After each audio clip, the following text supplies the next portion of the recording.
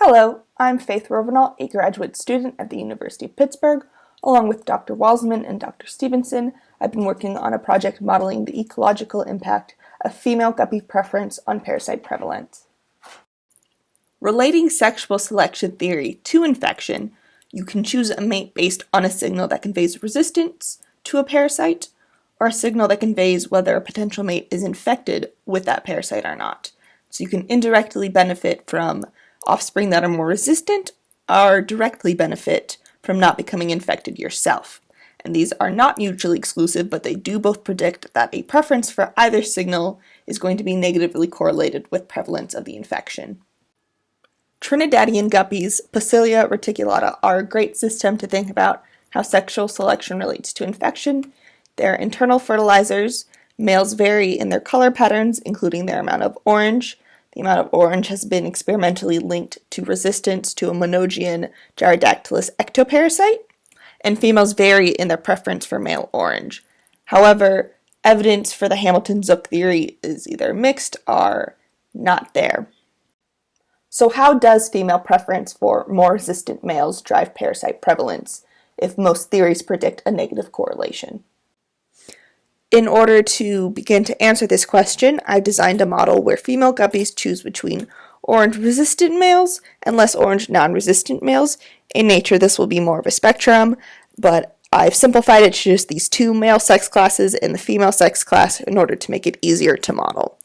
These resistant males are going to be predated upon more because they're more visible, but they are less competent at transmitting the infection and less susceptible to the infection.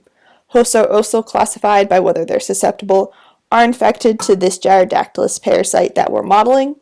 This leads to 6 ordinary differential equations that I've represented in this compartmental model, where females can be susceptible or infected, resistant males can be susceptible or infected, and non-resistant males can be susceptible or infected. I've decomposed this transmission coefficient, beta, which is going to help determine the number of new infected cases, into competent susceptibility and contact rate. This contact rate captures both sociality within and between these host classes. This will determine the number of transmission opportunities for the parasite. Additionally, the more time a female spends with resistant males, the more of her sons will be resistant. Female preference comes into play because as female preference X increases, the more time she'll spend with resistant males than would be expected according to their proportion in the population. When there is no female preference, the amount of time she spends with resistant and non-resistant males will just be equal to their proportion in the population. This leads to some interesting model results. The first is that the more they're preferred, the more resistant males are infected.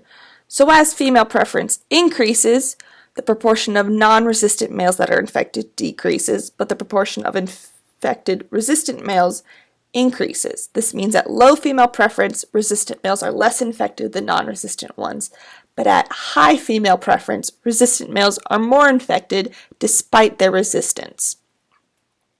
This also has important implications for overall prevalence.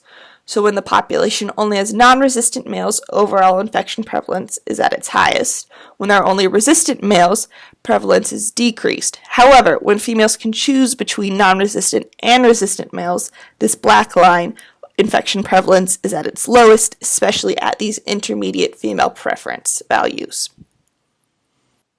This is an ongoing project, and there's a lot of super exciting future directions to take it. First is that there's a lot of literature out there on guppies that we could potentially use to parameterize the model and also see if the patterns from the model hold in the natural populations of guppies. An undergraduate from the Stevenson lab has already taken a stab at this, and looking at the literature, there does appear to be a very strong correlation between female preference for orange and decreased parasite prevalence. Additionally, this was an ecological model that looked at how preference could drive prevalence. However, it'd be really interesting in order to further expand this model to see how in an evolutionary context preference could drive prevalence, but also prevalence could drive female preference. Thank you so much for your time. I'd love any feedback and welcome any questions. Here's my email and also my academic Twitter if you'd like to get in contact with me.